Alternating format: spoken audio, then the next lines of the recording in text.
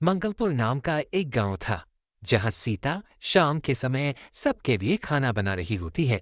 तभी वहां राजू आता है। अरे सुनीता, बच्चे कहाँ गए? कोई भी नहीं दिख रहे हैं। मैं उनके लिए गार्लिक ब्रेड लेकर आया था, गर्मा गर्म। क्या? गार्लिक ब्रेड इस वक्त? अरे मैं खेत से लौट रहा था तो रास्ते में गार्लिक ब्रेड की दुकान दिख गई। उसके गार्लिक ब्रेड की खुशबू दूर तक आ रही थी। तो मैंने सोचा क्यों ना एक गार्लिक ब्रेड घर लेकर चलता हूँ, बच्चे भी खुश हो जाएंगे। अच्छा है, कुछ तो लेकर आए आप। वैसे भी कभी कुछ नहीं लाते हो बच्चों के लिए, कंजूस कहीं के। अब बस भी करो तुम मुझे ताने मारना। तुम्हें तो बस मौका चाहिए होता है। अरे छोड़ो, जल्दी से गार्लिक ब्रेड निकाल कर दो, वरना ठंडा हो गया तो मजा नहीं आएगा खाने में। सीता गार्लिक ब्रेड प्लेट में निकालकर राजू को दे देती है। राजू प्लेट से गार्लिक ब्रेड का एक पीस उठाता है। राजू जैसे ही एक और मुंह में डालता है तो वो घुल जाता है। क्या स्वाद है! मुंह में डालते ही गायब। ओहो, अच्छा, तो तुम्हें और गार्लिक ब्रेड चाहिए? अच्छा ये लो, और खा लो। लेकिन कल बच्चों के लिए गार्लिक ब्रेड जरूर ले आना। अरे नहीं नहीं, वो खा लेंगे और तुम भी खा लेना। अरे लो ना, खा लो। वैसे भी बच्चों ने दोपहर में बाहर का खाया था, तो शायद अब वो ना खाए।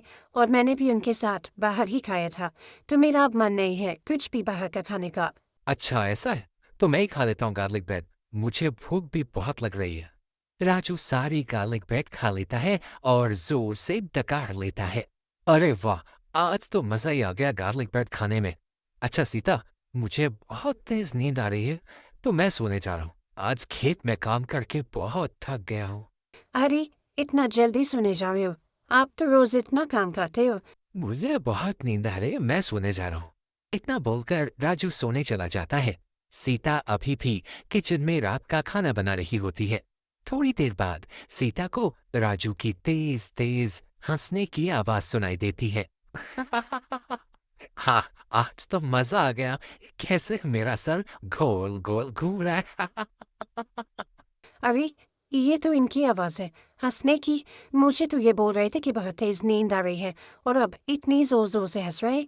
जरा जाकर देखती हूँ। सीता अंदर जाकर देखती है और सारा सामान इधर उधर फैला देता है। सीता को तो समझ ही नहीं आ रहा होता कि ये सब क्या हो रहा है। अरे, पागल हो गए हो क्या? ये क्या हो गया है आपको? इस तरह पागलों जैसी हरकतें क्यों कर रहे हो? अरे, तुम हवा में क्यों उड़ रही हो? मुझे पकड़ लो वरना आसमान में उड़ जाओगी। ये क्या बोल रहे हो? मैं तो नीचे ही खड़ी हूँ। पहले आप सीधे तो खड़े हो। अभी तो आप ठीक थे। बहुत तेज नींद आ रही थी आपको, और अब बच्चों की तरह मजाक कर रहे हो। सीता जैसे तैसे राजू को खड़ा करती है और राजू बिस्तर पर लेटने की जगह बाहर भाग जाता है और मोहल्ले में सबको परेशान करने लगता है। लोग राजू को ऐसा करते देखकर बहुत गुस्सा होते हैं और हैरान भी हो जाते हैं। अरे ओ सीता, देख तेरा पति क्या कर रहा है। सीता भागकर घर के बाहर आती है और राजू को ऐसे देखकर घबरा जाती है। क्यों सीता, आज तेरा पति दारू पी कर आया है क्या? नहीं नहीं बहन, ये तो ऐसी वैसी चीजों को हाथ भी नहीं लगाते। खेत से काम करके घर आए थे, गार्लिक ब्रेड खाई और बोले कि सोने जा रहा हूँ। उसके बाद ही कमरे में गए, तब से ऐसा ही कर रहे हैं। अरे, कहीं उसने चुड़ैल की गार्लिक ब्रेड तो नहीं खा ली है? ये क्या बोल रही हो? चुड़ैल की गार्लिक ब्रेड? दीदी, कौन सी चुड़ैल? अरे पूरे गाँव को इस चुड़ैल के बारे में पता है, तुम्हें नहीं पता क्या? नहीं तो, एक चुड़ैल है जो शाम के टाइम बाजार में गार्लिक ब्रेड बेचती है, और जो भी उसकी गार्लिक ब्रेड खाता है वो इसी तरह की हरकतें करने लगता है। हाँ, लेकिन आपको कैसे पता चला कि वो एक चुड़ैल है? क्योंकि वो गार्लिक ब्रेड बेचने के बाद अपने असली रूप में आ जाती है। तभी उसे किसी ने देख लिया था, और उसने पूरे गांव वालों को ये सब बताया। तब से कोई भी उसकी गार्लिक ब्रेड नहीं खरीदता। हे भगवान, आप कैसे ठीक होंगे मेरे पति? पता नहीं बहन, लेकिन मुझे लगता है कि वो चुड़ैल ही इसे ठीक कर सकती है, क्योंकि उसका जादू है तेरे पति के ऊपर। सीता बड़ी परेशान हो जाती है और वहां से अपने पति को घर ले जाती है। वो राजू और बच्चों को सुलाकर बाहर बाजार में जाती है और गार्लिक ब्रेड बेचने वाली चुड़ैल को ढूंढने लगती है। उसे थोड़ा आगे चलकर गार्लिक ब्रेड बेचने वाली वो चुड़ैल दिख भी जाती है। ओह ओह, गर्मा गर्म गार्लिक ब्रेड खाओ। आओ आओ, जल्दी आओ, गार्लिक ब्रेड गर्मा। कुछ ही देर में सारी गार्लिक ब्रेड बिक जाती है और वो अपने घर जाने लगती है। वो दीदी तो बोल रही थी कि ये एक चुड़ैल है, लेकिन इसको देखकर लगता नहीं कि ये चुड़ैल है। हमारी तरह औरत ही तो लग रही है। लगता है उन्हें कोई गलतफहमी हुई होगी। भला कोई चुड़ैल कैसे गार्लिक ब्रेड बेच सकती है? सीता वहां से जाने ही वाली होती है कि तभी उसे पीछे से अजीब सी आवाजें आने लगती हैं।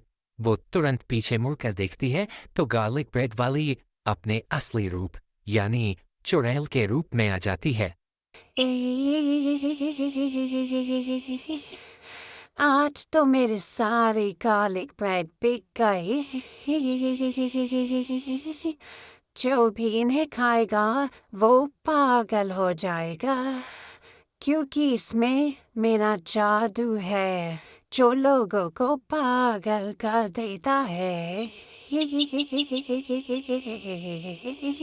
हवा, हे भगवान, ये तो सच में चुड़ैल है। सीता उस चुड़ैल के पीछे जाने लगती है। तभी एक बूढ़ी अम्मा सीता का हाथ पकड़ लेती है। बेटी, ये तुम क्या करने जा रही थी? अम्मा, मैं क्या करूं? वो एक चुड़ैल है जो गार्लिक ब्रेड में अपना जादू मिलाकर लोगों को खिलाती है। मेरे पति ने उसकी गार्लिक ब्रेड खाई, तब से वो पागलों की तरह हरकतें कर रहे हैं। मैं इस चुड़ैल को नहीं छोड़ूंगी। बेटी, तुम मुझसे कैसे हराओगी? वो एक चुड़ैल है और तुम एक साधारण औरत हो।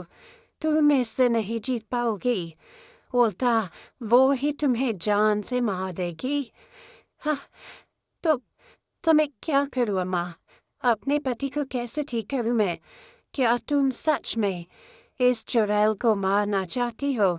हाँ, मेरा बस चले तो इसको मैं अभी क्या भी मार दूँ। तो तुम मेरी बात मानो, मेरे पास एक उपाय है। अगर तुम वो कर दो तो ये चुड़ैल भी खत्म हो जाएगी और तुम्हारा पति भी ठीक हो जाएगा। साथ में बाकी के लोग जो इसके जादू की गिरफ्त में हैं, वो सब भी ठीक हो जाएंगे। ये लो, ये कोई आम जड़ी बूटी नहीं है, इसमें बहुत तरह की चीज़ें मिली हैं और भगवान का आशीर्वाद भी है। तुम कल लड्डू बनाना और ये जड़ी बूटी उस लड्डू में मिलाकर उस चुड़ैल को खिला देना। हाँ, ये तो बहुत मुश्किल है। मैं चुड़ैल को कैसे खिलाऊंगी ये लड्डू? अब ये तुम देखो बेटी, मैंने तो तुम्हें उपाय बता दिया। सीता अब टेंशन में आ जाती है। वो जड़ी बूटी लेकर घर चली जाती है और सो जाती है। अगली सुबह सीता सोकर उठती है और जल्दी से किचन में जाकर उन बूढ़ी अम्मा ने जैसा कहा था उनकी बात मानते हुए जड़ी बूटी मिलाकर लड्डू बनाने लगती है। अब सीता के पास एक ही तरीका बचता है। वो शाम के समय गांव वालों को लड्डू खिलाती है। ये लो, लड्डू खाओ। सीता गांव में सबको लड्डू देती है। फिर वो बाजार में जाती है और वहां भी सबको लड्डू बांटने लगती है। फिर वो गार्लिक ब्रेड बेचने वाली उस चुड़ैल के पास जाती है। ये लो बहन, लड्डू खाओ। मेरे खेत में ना इस बार पिछली साल से ज्यादा अनाज हुआ है, इसीलिए मैं लड्डू बांट रही हूँ। लो, तुम भी खाओ। चुड़ैल लड्डू ले लेती है। ये देखकर सीता मन ही मन खुश हो जाती है। चुड़ैल लड्डू खा लेती है। सीता वहीं खड़ी रहती है। 2 मिनट बाद वो चुड़ैल जोर जोर से हंसने लगती है, जैसे समझो कि कोई पागल औरत हो। वो बहुत जोर जोर से हंसती है और अपने असली रूप में आ जाती है। हाँ हाँ हाँ, अरे हाँ, ये क्या हो रहा है? मुझे इतनी हंसी क्यों आ रही है?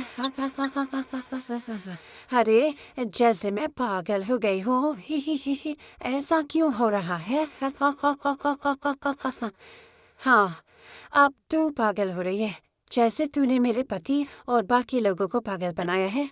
वो अब हंसते हंसते थकने लगती है। उसकी सारी ताकत जैसे खत्म होने लगी थी, पर चाहकर भी वो रुक नहीं पा रही थी। जैसे उसे होश ही नहीं था कि वो क्या कर रही है। वो बस पागलों की तरह जोर जोर से हंसती रहती है। कुछ ही देर में उसकी हालत हंस हंस कर खराब होने लगती है और वो वहीं नीचे जमीन पर गिर जाती है और तड़प तड़प कर मर जाती है। जो भी लोग उसके जादू की कैद में थे वो अब सब नॉर्मल इंसान बन जाते हैं और सब कुछ पहले जैसा हो जाता है।